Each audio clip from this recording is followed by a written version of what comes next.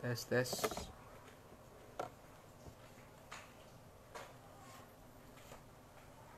Tes tes.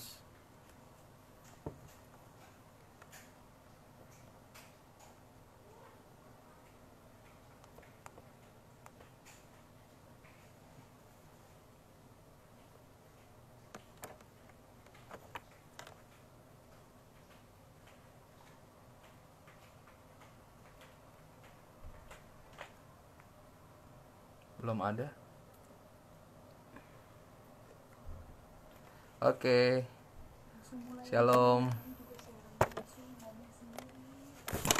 Horas. Kedengaran jelas nggak, Leng?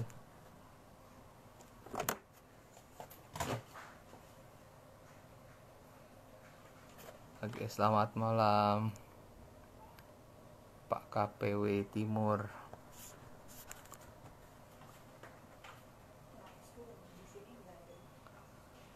Oke, kita akan nunggu teman-teman yang akan gabung malam hari ini di YouTube DPA GBI Jakarta. Oke, terima kasih, suara jelas. Thank you. Ya, kita akan tunggu teman-teman lain yang akan join.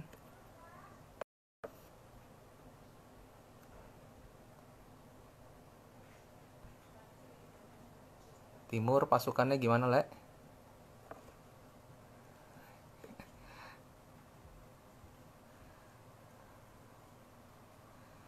Oke.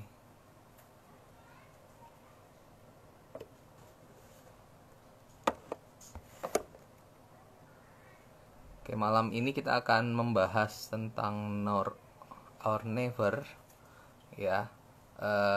Tapi kita akan tunggu beberapa rekan-rekan dan kita akan nunggu narasumber hari ini.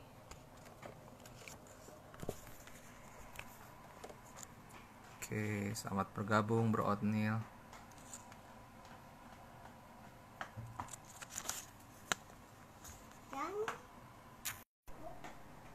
Oke. Sehat Bro Otnil. Mantap. Oke. Kok Ferry?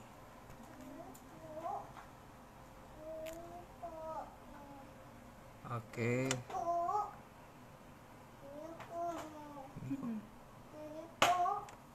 Oke.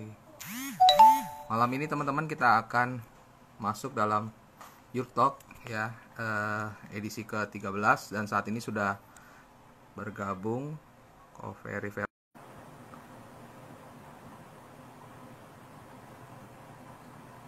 Oke, kita tunggu.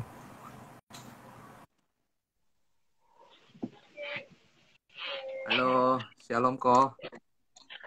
Halo, Shalom. Shalom. Nah, Shalom, oke. Bro Ferdi.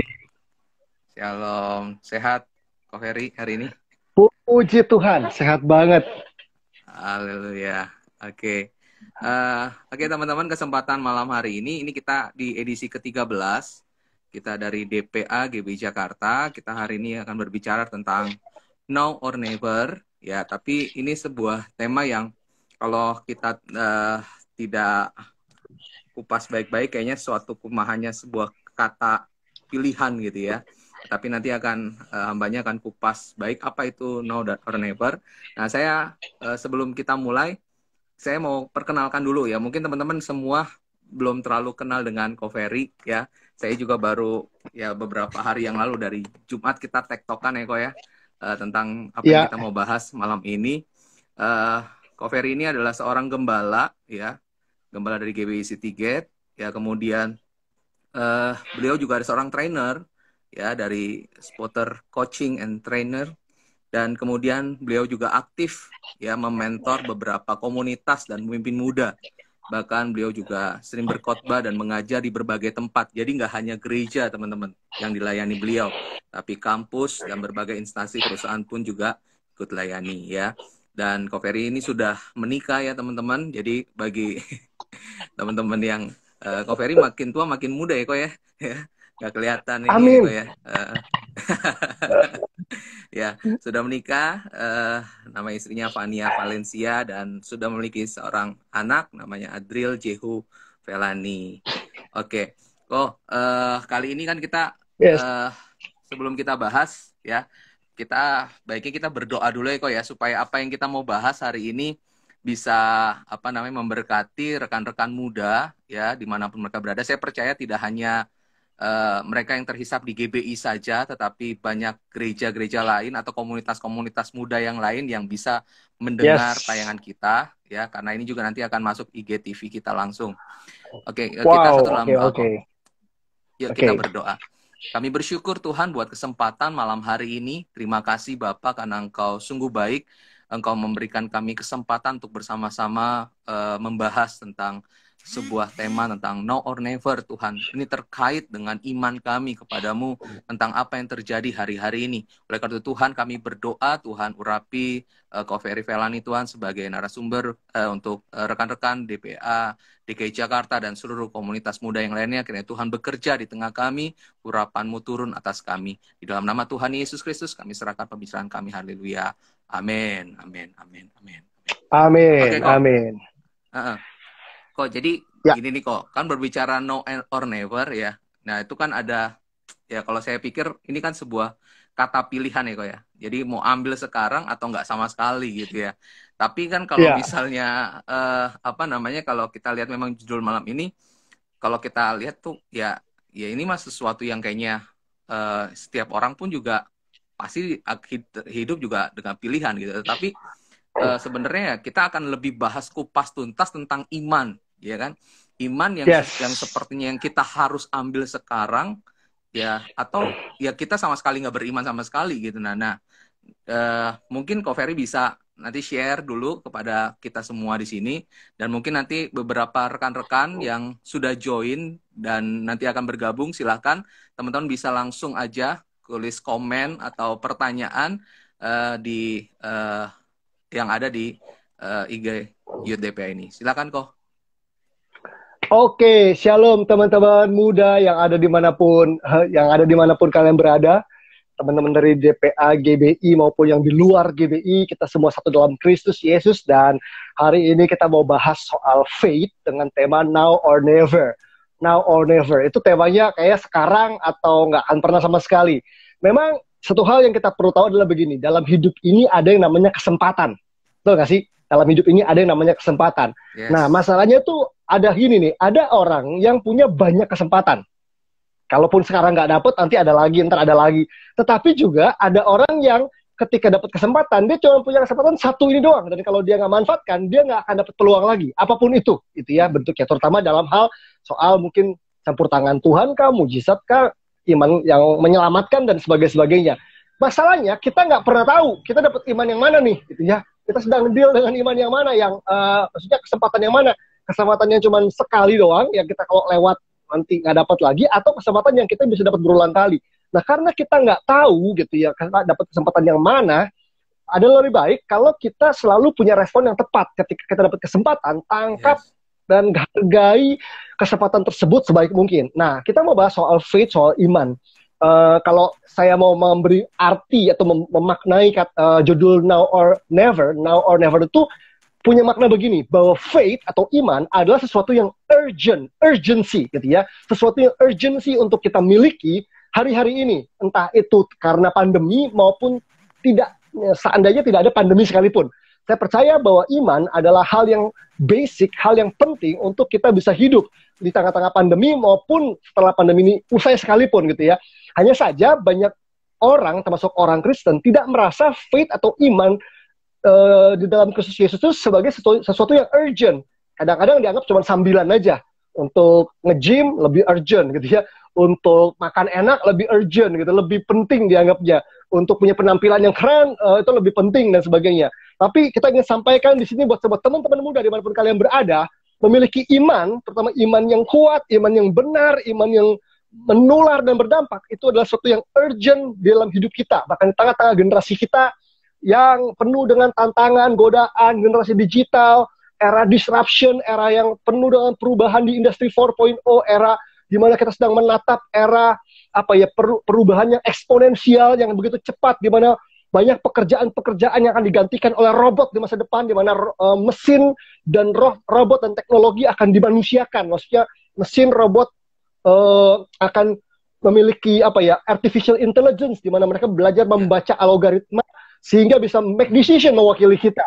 Dengan begitu anak-anak muda yang mengenal Tuhan pun bisa nggak kita hidup gitu ya, hidup berkemenangan di tengah-tengah dunia ini. Kalau bicara soal iman keselamatan udah pasti ya, kita punya kepastian keselamatan dalam Yesus. Tapi kita juga dipanggil untuk berkemenangan di dunia ini, mewakili, membawa reputasi Allah dalam kehidupan ini. Bisa nggak kita berkemenangan? Bisa nggak kita hidup dengan begitu luar biasa di tengah-tengah perubahan yang sedang terjadi sebagai anak-anak muda? Bahkan di tengah-tengah pandemi ini. Saya percaya bahwa kita harus menangkap faith, iman, sebagai sesuatu yang urgent itu. Karena kita nggak tahu apakah kesempatan akan muncul berikut-berikutnya lagi, atau kita cuma punya kesempatan ini dan setelah itu pintu kesempatan tertutup. Itu sebuah misteri yang kita nggak bisa jawab. Tentunya kita berharap ada banyak kesempatan berikut-berikutnya ya, gitu kan. Tetapi kalau nggak dapat gitu ya, saya percaya kita perlu memiliki sense of urgency soal memiliki iman, terutama iman yang benar. Iman yang benar. Roma 10 ayat 17 bilang begini, tetapi iman timbul dari pendengaran dan pendengaran akan firman Kristus. Iman timbul dari pendengaran dan pendengaran yang terus-menerus akan firman Kristus. Hal yang pertama yang saya ingin sampaikan melalui ayat ini, Roma 10:17, adalah begini, bahwa bahan dasarnya iman adalah firman. Bahan dasarnya iman adalah firman. Kita nggak akan bisa punya iman yang kuat, iman yang benar, kalau nggak ada firman. Itu sebabnya saya sangat menganjurkan semua orang-orang percaya, anak-anak muda Kristen, yuk, read your Bible, open your Bible, read your Bible. Hari-hari ini banyak anak muda merasa sudah saat teduh, sudah punya love relationship with God hanya berdasarkan membaca renungan harian. Saya nggak menentang atau anti dengan renungan harian, tetapi renungan harian itu cuma komplimen, cuma tambahan. Tetapi yang paling penting adalah read your Bible gitu ya. Alkitab ini harus kita pahami, baca, meskipun ngerti. Kenapa? Karena yang namanya iman itu bukan cuma ngomongin sekadar percaya loh. Iman itu bicara tentang mengenal Tuhan, mengenal Allah dengan benar. Mengenal Allah dengan benar sehingga kita bisa hidup di atasnya dengan pengenalan yang benar tersebut. Itu sebabnya saya cuma percaya bahwa yuk, kalau kita ingin punya love relationship with God, nggak cukup hanya sekedar membaca renungan harian. Di renungan harian, daily devotion, walaupun itu bagus, tapi yang biasanya dikutip adalah ayat-ayat yang kebanyakan populer gitu ya. Padahal ada banyak ayat-ayat lain yang tidak populer di Alkitab yang kita perlu ngerti juga. Karena itu sebuah rangkaian gitu. Dengan kita mengerti rangkaian yang ada, kita akan punya pengenalan yang benar akan Tuhan. Ada yang bilang, susah Kak, baca firman Tuhan tuh nggak ngerti-ngerti. Baca aja dulu, kalau nggak ngerti ya tanya gitu ya. Renungkan, berdoa, cari referensi, tapi jangan males gitu ya. Dengan baca Alkitab kita akan punya pemahaman yang lebih menyeluruh. Dan yang paling penting ini, baca firman Tuhan dengan sikap hati yang benar gitu ya. Kenapa? Karena orang Farisi pun, orang Saduki pun rajin baca Alkitab. Tapi mereka nggak membaca firman Tuhan dengan sikap hati yang benar. Waktu kita membaca dengan sikap hati yang benar, saya percaya kita akan dapatkan hal yang luar biasa dari firman Tuhan. Dan hasil dari firman adalah iman. Karena iman timbul dari pendengaran yang terus-menerus akan firman Tuhan gitu ya. Firman Kristus. Firman Kristus itu punya pengertian begini, bahwa kata Kristus itu punya penekanan kemesiasan atau kerajaan dari Yesus gitu ya. Jadi bahwa firman yang kita baca dan renungkan harus berdaulat gitu, punya penekanan itu, bahwa firman itu harus kita izinkan untuk berdaulat, menguasai, menaklukkan hidup kita, daging kita, kehendak kita. Baru firman itu akan menghasilkan iman. Nggak asal baca, nggak asal cuplik, hanya karena kita mencuplik dan mengutip 1-2 ayat firman Tuhan, lalu kita punya iman. Apalagi anak-anak muda zaman sekarang demen banget mainnya namanya cocokologi. Saat teduh cuma baca quote dari Instagram. Dia baca terus dia bilang, wah puji Tuhan nih, pas banget nih. Ayatnya pas banget dengan hidup gue. Yang lu perlukan bukan cuma sekedar ayat yang pas. Lu bahkan perlu ayat-ayat yang gak pas sama kondisi lu hari ini. Tetapi membawa lu mengenal Tuhan secara menyeluruh. Kan begitu kan.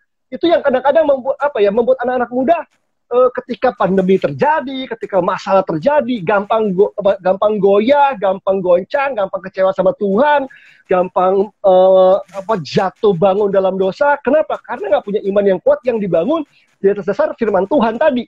Dia dibaca dengan sikap hati yang benar, dibaca secara menyeluruh. Itu yang jadi problem gitu. Bahwa kita nggak tahu bagaimana menangkap atau membaca firman Tuhan dengan benar supaya kita mendapatkan semua yang Tuhan sudah taruh dalam kuasa yang ada di dalamnya, semua kebenaran yang mengubahkan dari dalamnya. That's why teman-teman, yuk miliki sense of urgency hari-hari ini. Kalau kamu nggak baca firman Tuhan gitu ya, kamu kayak ngerasa bukan cuma ada yang kurang ya, bahwa kamu nggak bisa hidup tanpa itu. Karena Alkitab bilang gini, firman Tuhan bilang, makananku ialah melakukan kehendak Bapa. Makananku ialah melakukan kehendak Bapa. Yang disebut makan itu adalah waktu kita melakukan kehendak Bapa. Membaca dan mendengar itu belum makan, ya nggak sih? Aku udah ikut 3 kali ibadah loh di gerejaku. Aku udah makan banyak hari ini. Belum. Alkitab bilang yang namanya makan adalah melakukan, gitu ya. Melakukan. Nah, melakukan itulah yang baru disebut makan. Kalau kita udah menghidupi dan melakukan firman Tuhan, baru kita bisa punya kekuatan. Orang makan tuh jadi kuat, ya nggak sih? Kalau kita nggak makan kan lemes gitu ya. Begitu makan jadi kuat. Nah, that's why kenapa anak-anak muda seringkali gampang menyerah dengan godaan yang ada. Misalnya, godaan dengan lawan jenis pasangan yang tidak seiman. Itu mah pertanyaan dari 20 tahun lalu, LSD juga masih ditanyakan di LSD zaman tahun 2020. Boleh nggak sih Kak pacaran dengan yang nggak seiman? Kalau itu masih pertanyaan, berarti read your Bible menyeluruh untuk kamu tahu apa jadi isi hati Tuhan, bahwa pernikahan tujuannya adalah menggenapi rencana Allah. Nggak mungkin kamu menggenapi rencana Allah jika orang tersebut nggak mengenal dengan Tuhan, nggak mengenal Tuhan dengan benar. Karena seringkali memiliki iman hanya disamakan dengan beragama Kristen atau memiliki agama. No, it's different banget, ya nggak sih? Bicara tentang faith, bicara tentang memiliki pengenalan akan Allah. Pengenalan yang benar akan Allah, pengenalan yang dalam akan Allah, pengenalan yang kuat akan Allah, dan juga pengenalan yang menular gitu ya. Jadi pengenalan kita akan Tuhan itu harus punya efek seperti pandemi ini, seperti virus corona, gitu nggak sih? Menginfeksi banyak orang. Nah, kita punya iman tuh terlalu personal gitu, tapi nggak pernah touch banyak kehidupan. Kenapa? Karena nggak kuat gitu ya, nggak benar gitu ya. Ya bahkan banyak orang Kristen, banyak orang juga merasa faith itu urgent hanya untuk momen-momen kebutuhan. Saya percaya bahwa iman diajarkan kepada kita bukan sekedar untuk memberi makan keserakahan kita. Saya percaya bahwa iman diberikan kepada kita bukan sekedar untuk memberi makan kedagingan kita, bukan untuk itu, tapi iman diberikan dan diajarkan kepada kita supaya kita bisa menggenapi rencana Allah, bisa mengerjakan kehendak Allah di tengah-tengah dunia ini, dalam kehidupan ini. So, teman-teman, kita perlu membangun yang namanya sense of urgency gitu ya. Gimana caranya gitu ya? Saya percaya, saya ingat banget beberapa tahun yang lalu, udah lama sih, hampir 10 tahun yang lalu saya membaca sebuah buku. Saya lupa buku apa. Buku itu bilang begini, bahwa seorang Billy Graham, ketika dia berkhotbah dengan dua hal penting di hatinya dia. Pertama sense of wonder, rasa kagum akan Tuhan. Yang kedua sense of urgency, rasa kedaruratan, rasa kegentingan akan generasi ini. Saya percaya hari-hari ini kita perlu memiliki dua hal ini, seperti Billy Graham miliki ya, sense of wonder, rasa kagum akan Tuhan, dan juga sense of urgency akan jiwa-jiwa, akan generasi ini. Nah, saya percaya lahirnya sense of urgency adalah waktu kita bisa merasakan dan menangkap isi hati Tuhan. Nah, masalahnya menangkap isi hati Tuhan itu nggak terjadi begitu saja sampai kita betul-betul membangun yang namanya love relationship with God.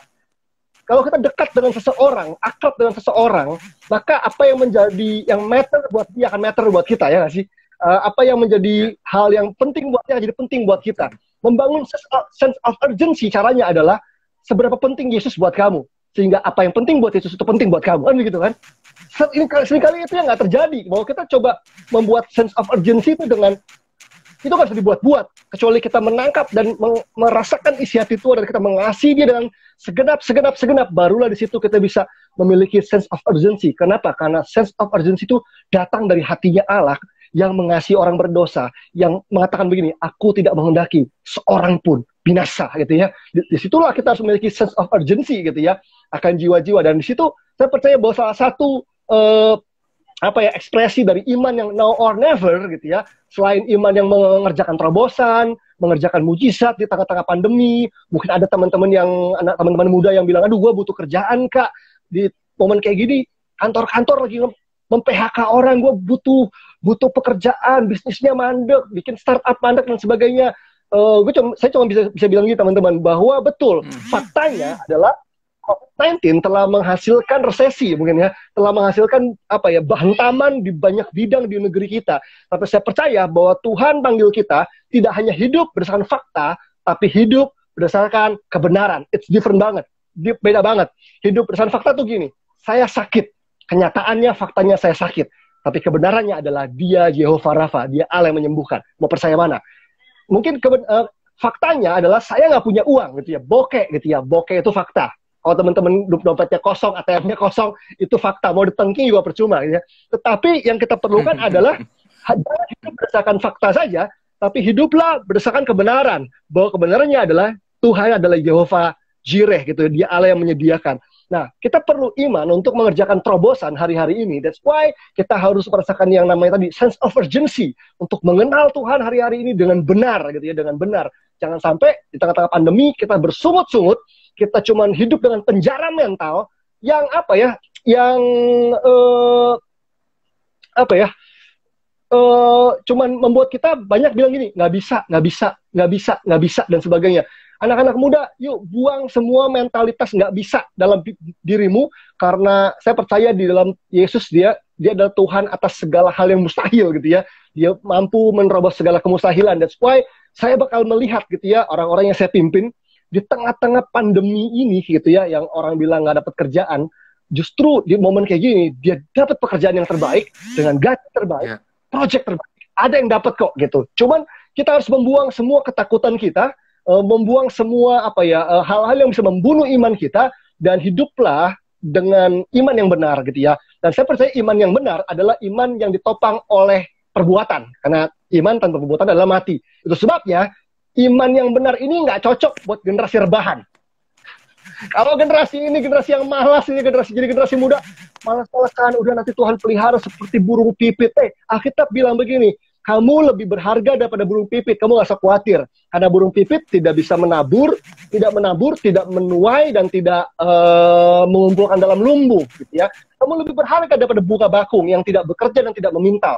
Yang dimaksud dengan lebih berharga adalah artinya begini, kalau burung pipit nggak bisa menabur, menuai, dan mengumpulkan dalam lumbung, kamu bisa, karena kamu manusia gitu kan.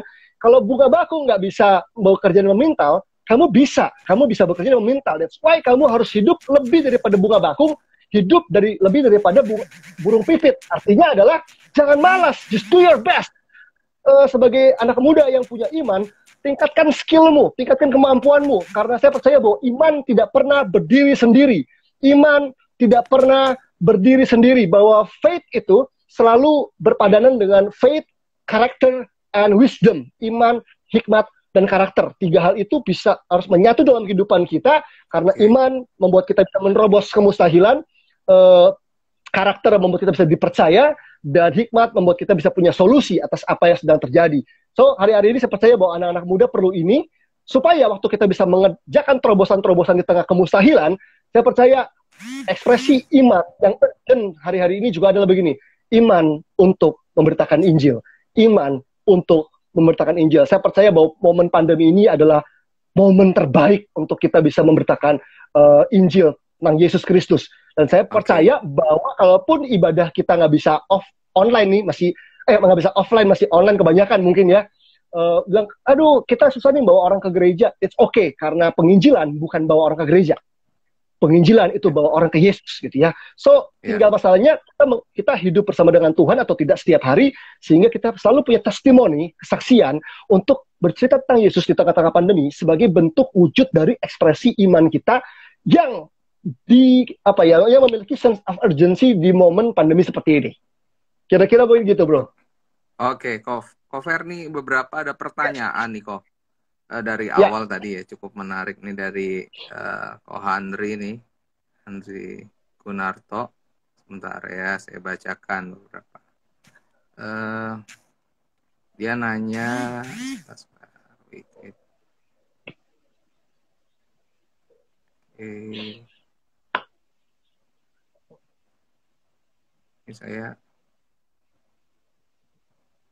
pertanyaan pertama, kalau hidup baik-baik saja, bagaimana tetap memiliki urgensi itu? Oke, kalau hidup baik-baik saja, bagaimana memiliki urgensi itu tadi, bahwa kita harus memiliki love relationship with God, karena urgensi itu ada di hatinya Tuhan. Gitu ya, dengan kita mengenal Tuhan dengan benar, dekat dengan Tuhan, maka kita bisa merasakan gitu ya, apa yang penting buat Tuhan, apa yang penting buat Tuhan jadi penting buat kita. Jadi itu yang paling penting kali ya, karena urgency itu nggak bisa direkayasa, nggak bisa dibuat-buat.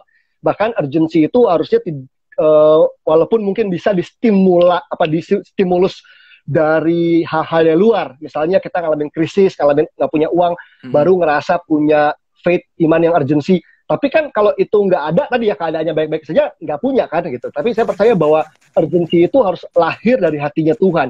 Itu harus dicangkokkan di hatinya kita. Dan supaya kita harus punya love relationship with God. Makanya jangan cuma baca Alkitab tanpa punya hubungan dengan Tuhan. Karena Yohanes 5:39 bilang, kitab-kitab suci bicara tentang aku, tapi kamu nggak mau datang kepada aku untuk menerima hidup itu. Bahwa artinya iman itu muncul bukan cuma ketika kita baca Alkitab bukunya, tapi waktu kita membaca firman dalam keintiman dengan Tuhan. Oke, tadi ada pertanyaan juga nih dari Ko Handri. Nah, gimana sih caranya kita mengenal Allah yang benar itu, kok? Karena kan cukup banyak yang maksudnya. Ya, gimana kok?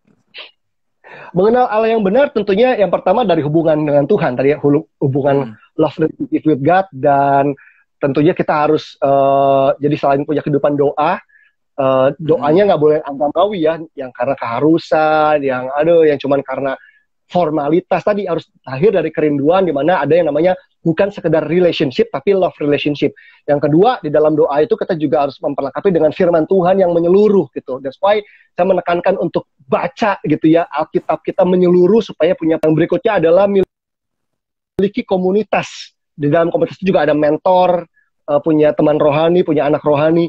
Karena Tuhan nggak pernah membagikan semua kebenarannya pada satu orang saja. Pasti dia akan bagikan pada banyak orang. Sehingga kita bergantung satu sama lain untuk mendapatkan potongan-potongan pewahyuan, di mana melalui pewahyuan itu Allah memperkenalkan dirinya gitu. Jadi kalau kita mau mengenal dengan Allah dengan benar, harus punya kehidupan doa, harus disiplin baca firman Tuhan, harus berkomunitas gitu. Dan yang terakhir adalah harus melakukan firman yang kita pelajari gitu. Baru kita ngerti gitu. Oke, kok tadi menarik tuh jawabannya terkait misalnya doa agamawi ya, maksudnya saya jadi punya pertanyaan tersendiri nih. Gimana dengan orang-orang, maksudnya gini, doa agamawi itu kan kadang-kadang kan kita tanpa kita sadar ya, doa kita tuh sepertinya rutin kok. Maksudnya doa itu selalu meminta, selalu memohon gitu ya kan. Nah, apakah itu termasuk doa agamawi ataukah seperti apa nih yang doa yang benar itu sebenarnya? Oke, kalau masalah meminta tentu is ya. Dengan melihat hubungan kita Bapak dengan anak gitu, it's untuk kita meminta. Tapi kalau mengacu pada Alkitab, ada satu kata yang mungkin Alkitab pakai ini. Mungkin kita menggunakan kata formalitas bisa, tapi Alkitab bilang kalau berdoa jangan bertele-tele. Dalam bahasa Inggrisnya digunakan kata ini, meaningless repetition. Nah, itu jadi pengulangan yang nggak ada maknanya gitu. Jadi kadang-kadang kita doa cuma asal nyeplak aja tanpa ada keintiman di dalamnya, kerinduan di dalam, kesungguhan di dalamnya. Nah, jadi bicara doa tadi kita nggak selalu bisa menilai dari luar ya, tapi itu sebuah kondisi batin seorang. Bisa aja doanya keren di depan orang lain, tapi kalau di dalamnya nggak ada keintiman, kerinduan, takut akan Tuhan, sikap hormat terhadap firman, maka doanya bisa menjadi sebuah doa agamawi yang dimana formalitas aja. Sama seperti orang Farisi yang berdoa. Orang Farisi rajin berdoa, rajin baca Alkitab. Tapi sikap hatinya salah, tujuannya salah gitu ya. Apalagi dipakai untuk pamer gitu ya, pamer merasa lebih rohani daripada orang lain. Itu lebih lagi, ciri-ciri agamawinya lebih kental lagi gitu ya.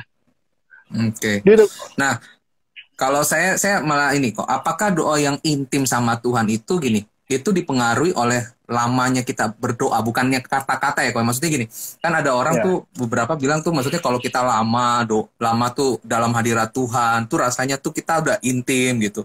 Ataukah memang seperti apa kok yang sebenarnya? Karena kan memang gini, kita kan tanpa diungkir ya, maksudnya anak muda itu kalau masalah doa itu lebih cepat banget kok. Maksudnya cepat habisnya.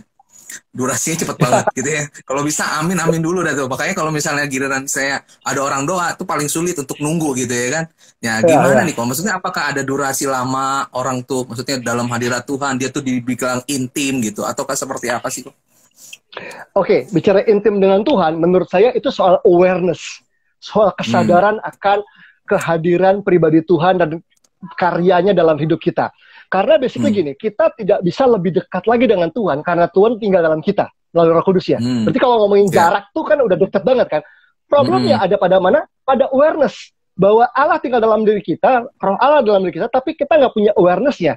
Jadi begini juga, kalau kita punya kehidupan doa misalnya 1 jam nih, 1 jam berdoa, 24 jam sehari, 1 jam berdoa, tapi 23 jam lainnya kita melupakan dia. Rasanya itu juga bukan hal yang benar ya nggak sih? Bahwa bicara soal durasi itu menurut saya juga bukan ngomongin berapa lamanya dia berdoa dalam sikap doa, tetapi lebih gini, yuk latih dan bangun awareness akan Tuhan dan kehadirannya di setiap waktu, di dalam momen formal doa kita waktu begini, maupun waktu kita beraktivitas. Karena kita kan bilang begini, dalam Yohanes pasal 4 ayat 22, 23 dan sebagainya, bahwa menyembah di gunung ini, kamu menyembah di Yerusalem dan sebagainya, tapi akan datang waktunya bahwa kamu akan menyembah Bapa dalam roh dan kebenaran. Yesus ngomong ke wanita Samaria ya, kamu menyembah apa yang kamu tidak kenal, sedangkan kami menyembah apa yang kami kenal. Jadi ngomongin penyembahan, ngomongin hubungan intim, yang paling penting itu pengenalannya kan gitu. Dan di mana di dalam Yohanes 4 itu ditekankan bahwa tidak lagi hubungan dengan Tuhan kita dibatasi oleh ruang dan waktu, karena kita menyembah Bapa dalam roh dan kebenaran. Makanya buat anak-anak muda kalau aku sarankan adalah begini, yuk bangun kerinduan yang kuat akan Tuhan, sehingga durasi nggak jadi masalah.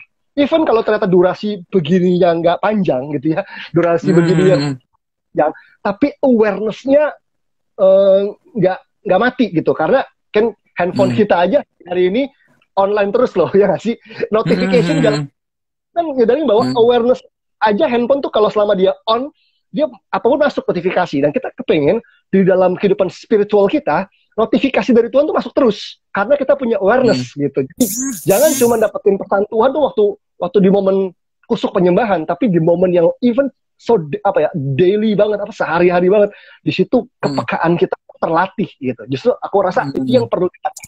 Jadi yang dilatih adalah kesadaran akan Tuhannya itu harus semakin kuat gitu. Oke. Kok terkait urgency nih, saya sih berpikir begini, tidak memang nggak semua ya orang maksudnya merasa bahwa hari-hari pandemik nih, tapi itu nggak ngerasa semua orang tuh pandemik ini bikin urgent gitu, urgent istilahnya untuk bener-bener intim dengan Tuhan, bener-bener deket sama Tuhan. Malahan rasa-rasanya banyak orang tuh yang curiga sama Tuhan, malah yang apa sih ya, bertanya-tanya gitu ya, kalau emang Tuhan tuh ada ya kenapa seperti ini, bahkan ya kita tahu sama-sama ya kan, tanpa diduga mereka harus kehilangan mata pencarian ya, tanpa diduga bisnisnya juga langsung lenyap gitu, tanpa diduga mungkin dia punya berbagai penghasilan udah nggak ada lagi. Nah itu gimana tuh kok ya dengan orang-orang yang kayaknya tuh merasa bahwa ini nggak urgent gitu, dan ini gimana nih kok? Buat orang-orang yang nggak urgent mungkin yang pertama ada orang-orang yang memang tidak merasakan dampak dari pandemi ini secara serius gitu ya. Atau kalaupun mereka merasakan dampaknya, mereka lebih menggunakan kekuatan sendiri atau pengertian sendiri untuk solve problemnya mereka. Tapi justru yang menarik adalah ini, bahwa ternyata pandemi ini menyingkapkan banyak hal tentang diri kita. Ya, apakah selama ini kita sudah membangun di atas dasar yang benar atau belum? Pengenalan akan Tuhan, kehidupan iman kita gitu ya. Kalau di momen kayak gini kita makin nggak mencari Tuhan, nggak merasakan faith itu urgency untuk memberitakan tentang Yesus, untuk punya kehidupan doa lebih lagi, ya itu karena selama ini jangan-jangan kita cuma dilatih hanya sekedar berteatrikal di dalam ibadah kita gitu ya, di dalam service kita, youth service kita. Kita cuma suka dengan ibadah-ibadah dengan semua gimmick-gimmick dan entertainment-nya, bahwa saya percaya bahwa sebenarnya faith bukanlah sesuatu yang harusnya cuma dipraktekkan di dalam 2 jam di ibadah youth atau ibadah minggu. Karena satu hari itu ada 1 minggu itu ada 168 jam. 2 jam itu kan kalau dipakai buat ibadah masih ada 166 jam lainnya. Harusnya hidup iman kita kan dibangun di situ gitu. Nah, jangan-jangan selama ini ada salah asuhan di dalam kehidupan banyak orang Kristen. Ya tadi faith itu cuma dipakai seperlunya, padahal faith itu dipakai untuk banyak hal. Bahkan yang kita mau jujur ya, kita bisa menghirup nafas hari ini. Sadarkah kita akan kebaikan Tuhan? Bisa nyuap makanan gitu, masuk dan bisa nelen gitu ya. Sadarkah kita akan kebaikan Tuhan? Itu perlu iman, walaupun bukan iman yang mujizat ya, tapi perlu kita percaya bahwa kalau Tuhan nggak ngatur gitu ya sistem pencernaan kita, aliran darah kita itu semua berhenti, kita nggak bisa hidup hari ini. Jadi saya percaya bahwa iman itu nggak melulu soal mujizat, tetapi juga soal hal-hal yang yang kelihatannya natural banget, tetapi kita tahu ada karya Allah di situ, ada pekerjaan Tuhan di situ yang mengatur alam semesta, kehidupan kita, organ-organ tubuh kita sehingga semua bisa berfungsi. Ada Allah di situ, ada Tuhan di situ. Oke. Nampaknya cukup menarik nih teman-teman, terkait tema kita hari ini, Now or Never. Ya, nih selamat bergabung pakai PP kita, Bro Pak Joel Manalu ya. Shalom Bang Joel. Bergabung. Shalom Kak Fani. Shalom Mas Andre Imam. Waduh, ini ada para pendekar di DKI. Para pendekar. Oke. Kemudian tadi yang menarik juga begini kok, nih dari saya ya. Saya mau tanya sih, saya banyak nanya aja, karena kok kan narasumber ya kan. Nah, tadi kan iman yang benar kita udah banyak kupas ya. Nah, sekarang gimana kita terkait tentang iman yang kuat? Karena jujur aja sih ya, kalau mau dibilang tuh, kita nih masih muda, maksudnya anak-anak muda tuh saat ini tuh semangatnya kuat, tetapi begitu temu dengan realita, ya kenyataan itu begitu pahit kok.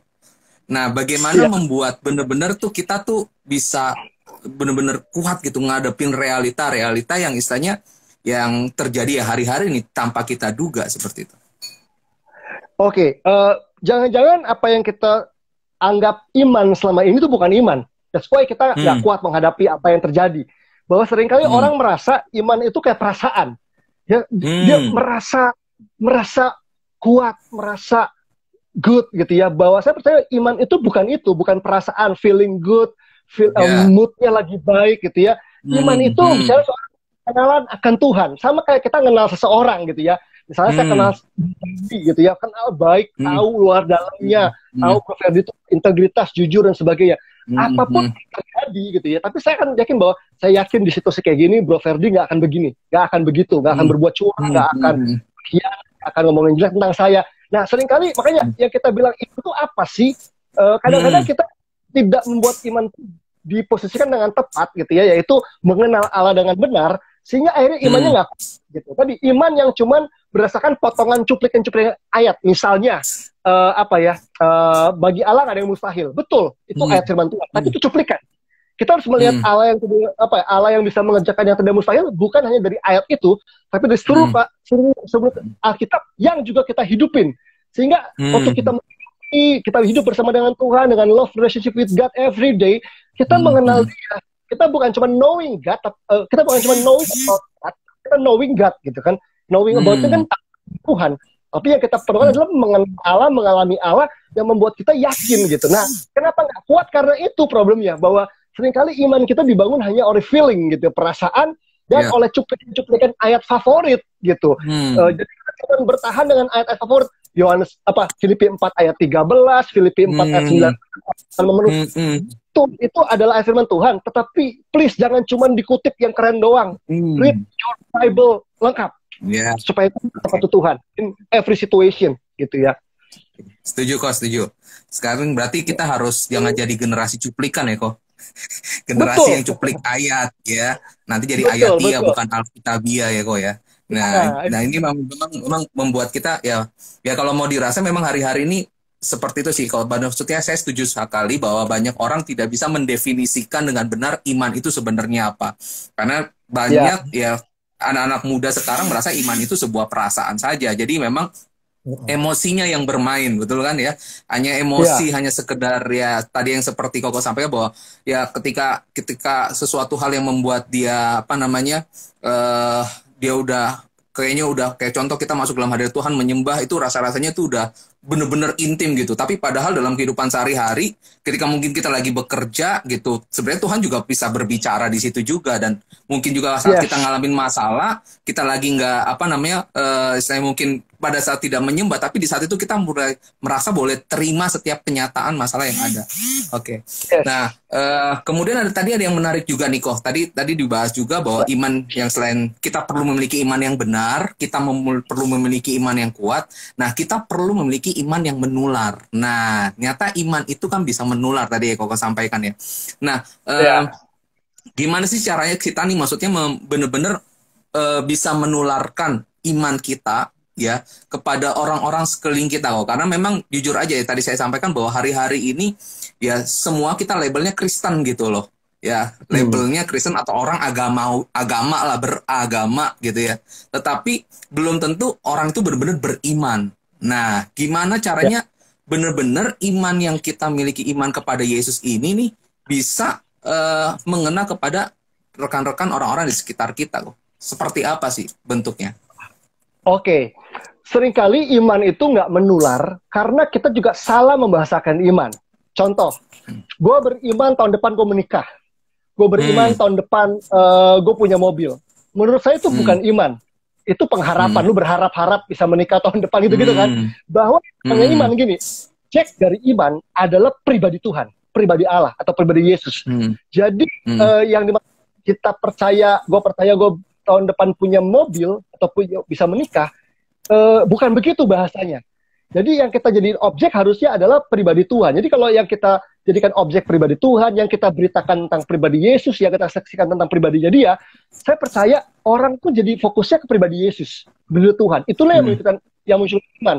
Itu yang membuat waktu di Alkitab kita menemukan ada orang lumpuh, orang buta yang mendengar Yesus lewat ke situ. Mereka cuma dengar kan. Tapi kalau yang dibahas adalah Yesusnya gitu ya, bukan mujizatnya, orang bisa berseru, Yesus anak Daud, kasihanlah kami, kasihanlah aku. Dan disitulah orang tersebut jadi mengalami penuh iman. Karena Yesus belum datang ke dia, belum khotbahin apa-apa. Cuma dia dengar dari orang, karena orang fokusnya ngomongin tentang Yesus. Nah ini yang seringkali jadi apa ya, kesalahan bagi banyak orang, yang orang bahas tuh cuma mujizatnya atau kasusnya gitu ya. Oh, menikahnya, punya mobilnya. Bukan, saya percaya bahwa faith is about Jesus. Faith is about the person of Jesus Christ gitu ya. Tentang pribadi Tuhannya gitu. Jadi kalau itu yang diberitakan, itu yang ditekankan, itu yang contoh misalkan orang bersaksi tentang kebaikan Tuhan. Yang diceritain siapa? Dirinya. Ketika dirinya diceritakan, kenapa orang nggak ngerasa menular gitu? Karena ya itu lu gitu kan. Tapi kalau tentang Yesus, penekanannya senternya di situ, kemungkinan itu akan membuat orang, kalau Yesus bisa buat itu ke dia, mungkin bisa buat ke gue. Jadi orang akan berpikir tentang Yesus ya gitu. Soalnya saya percaya banget bahwa evangelism itu berbeda sama marketing dan berbeda sama kristenisasi. Ya, kristenisasi yang diberitakan adalah agama Kristennya. Yuk masuk Kristen. Ya. Kalau marketing kan adalah merek gerejanya sama merek pendetanya. Yuk dateng yuk, ada gereja gue bagus. Jadi evangelism dan penginjilan yang diberitakan adalah pribadi Yesus. Udah itu aja. Oke. Cukup menarik banget nih kok. Jadi memang benar ya bahwa sekali lagi teman-teman kita yang ikut talk show hari ini tentang no or never ya, yuk kita sama-sama mendefinisikan ulang dengan tepat nih kata iman itu sebenarnya. Bahwa iman itu bukan mujizat ya, iman itu bukan sesuatu yang kita harapkan gitu, tapi iman itu adalah pengenalan kita akan Tuhan Yesus. Nah teman-teman, dan saya mulai kita reframe kembali, kita tanya lagi sama diri kita gitu, seberapa jauhkah kita benar-benar mengenal Tuhan ya. Kita tahu iman itu kalau pengenalan akan Tuhan, apakah pengenalan Tuhan itu sudah benar dalam hidupan kita, sudah terbentuk sama kita, ataukah memang benar-benar kita tetap mempercayai dia loh. Karena intinya kan kita harus mempercayai kok ya. Kalau kita kuat tuh berarti benar-benar kita mempercayai sepenuhnya gitu. Karena ya iman itu memang penyerahan diri total kita gitu sama Tuhan. Bahkan tadi disinggung sama Ko Ferry bahwa iman itu iman yang menular itu bukan ya kita seperti ilmu marketing ya kok ya. Tapi ya evangelism itu berbeda gitu. Yang kita beritakan itu bukan tentang kesaksian pribadi kita. Nah ini penting banget nih buat setiap rekan-rekan di sini. Banyak pembicara yang luar biasa nih yang join ya hari ini, dan semua teman-teman yang mungkin dari youth leader atau siapapun juga, kita mulai sadar ketika kita mau menginjil gitu ya, kita melakukan penginjilan, yang kita beritakan bukan diri kita, bukannya siapa kita gitu loh, tetapi yang kita beritakan Yesusnya seperti apa dalam kehidupan kita dan bagaimana Yesus bekerja. Nah, mungkin ada pertanyaan lagi teman-teman? Apakah ada pertanyaan? Waktu kita, kita masih ada waktu 10 menit lagi kok ya. Nah, kira-kira siap. Nah, Ko Ferry, dari saya sih ada pertanyaan lagi nih kok. Nah, waktu kita bagaimana kalau misalnya gini, bagaimana dengan orang-orang yang misalnya dalam kehidupan keluarganya sama sekali tidak ada model contoh dia itu bisa punya iman gitu kok. Maksudnya gini loh, dia seorang diri nih, dia berjuang untuk mengenal Yesus. Nah, bagaimana caranya supaya memang iman yang dia miliki itu ya bener-bener dia take sampai sekarang gitu. Maksudnya dia ambil, kemudian dia bener-bener nyatakan dalam kehidupan dia. Nah itu gimana kok? Buat mereka yang istilahnya mungkin hari-hari sedang berjuang sendiri gitu ya, karena mungkin lingkungan mereka, sekitar mereka ya tidak mengenal Tuhan gitu. Oke, buat teman-teman yang berjuang sendiri soal iman, pertama saya mau bilang bahwa kamu nggak pernah sendiri, karena pasti ada Tuhan gitu ya, ada Tuhan Yesus Kristus dan Roh pribadi Roh Kudus di dalam kamu yang akan support kamu untuk kamu bisa punya iman dan hidup oleh iman. Karena faktor yang paling penting adalah apa yang di dalam kita, ya nggak sih?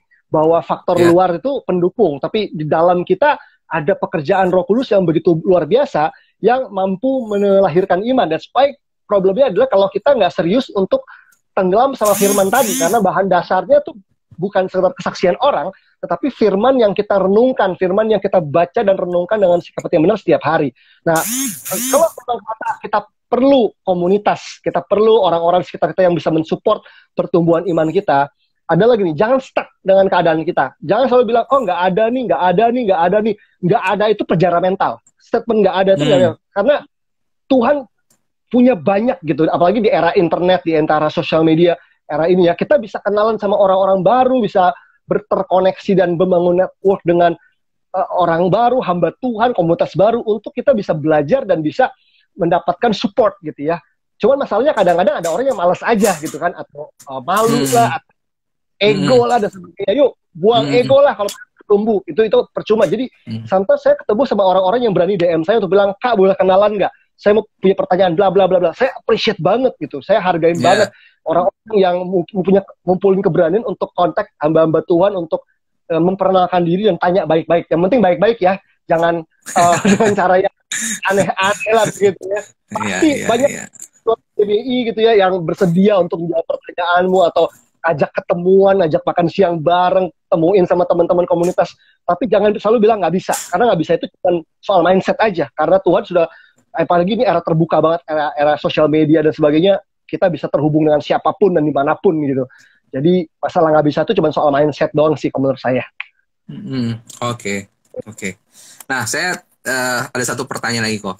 Nah, bagaimana dengan, ini kan tadi kan dengan mereka yang berjuang sendiri. Nah, sekarang bagaimana dengan setiap para pemimpin ya? Mungkin istilahnya gini, kadang-kadang kan kita pemimpin ini selalu dilihat ya kok, maksudnya diperhatikan gitu ya. Jadi tuh kita tuh seperti role model untuk man of God lah gitu ya. Pokoknya ini manusianya Tuhan gitu yang benar-benar seperti ini. Nah, tapi secara apa yang terjadi mungkin hari-hari ini tuh kayaknya kok lu yang man of God kok kayak begini gitu. Maksudnya didera dengan berbagai hal gitu. Mungkin pokoknya minim. Nah, gimana supaya kita ini sebagai para pemimpin masih tetap bisa kuat dan bisa menularkan iman itu kok? Oke, sebagai pemimpin gimana kita bisa tetap kuat dan menularkan iman itu buat orang-orang yang kita pimpin? Yang pertama adalah betul, sebagai pemimpin kita nggak beda sama orang lain pada umumnya, kecuali soal jabatan kan. Di situ kita harus dengan rendah hati bilang bahwa kita sebagai pemimpin juga bisa kena masalah. Kita juga bisa ditimpa kemalangan, kita juga bisa mengalami kekurangan. Di situ saya percaya kita nggak perlu malu, kita justru perlu apa adanya gitu ya, menjadi vulnerable, berarti bersedia muncul dalam kerapuhan, tapi jangan baper, jangan jangan nunjukin, tapi justru melalui momen di tengah masalah bukan bahwa kita punya sikap yang benar karena kita diteladani banyak orang gitu. Itu yang perlu.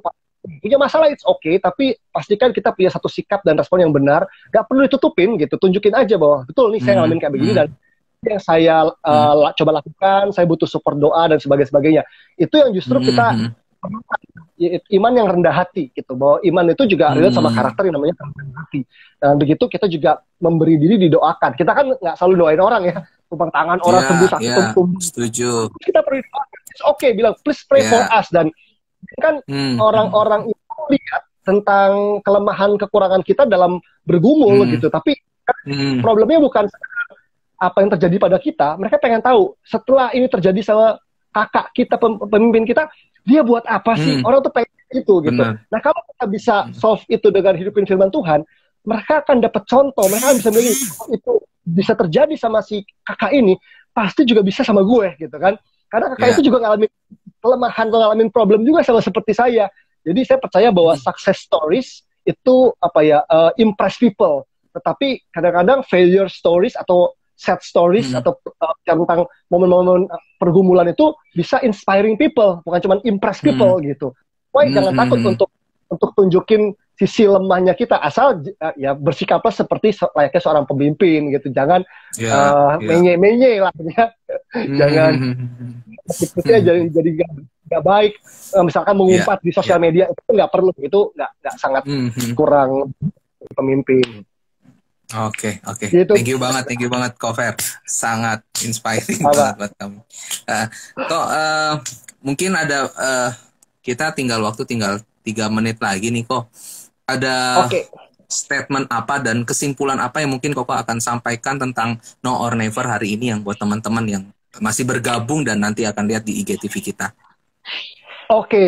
Sebagai closing statement, tentunya tadi kita sudah belajar bahwa bicara soal iman itu soal pengenalan akan Tuhan, itu sesuatu yang urgent dalam kehidupan kita.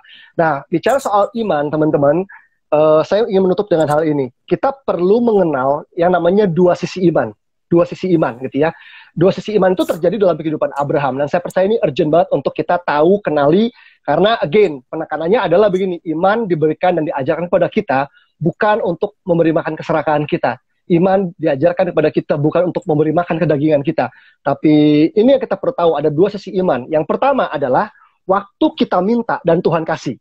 Ya, kita pasti tahu ya, kita butuh mujizat, butuh berkat, kita berdoa sama Tuhan, kita minta dan Tuhan kasih. Tapi ada sisi iman yang kedua kita perlu tahu adalah gini, waktu Tuhan minta dan kita harus kasih. Sisi iman yang kedua. Dan dua sisi iman ini, itu dialami oleh satu orang yang namanya Abraham. Abraham mengalami dua sisi iman. Yang pertama adalah waktu dia minta anak. Dia minta pada Tuhan dan Tuhan kasih. Dia minta anak, Tuhan kasih Ishak. Tapi di Kejadian pasal 20 ada sisi iman yang kedua, yaitu waktu Tuhan minta dan dia harus kasih. Berani nggak dia? Dan apa yang membuat Abraham tidak menunda-nunda membawa anaknya ke Gunung Moria itu ya, 3 hari perjalanan, adalah saya percaya karena Abraham mengenal Tuhan.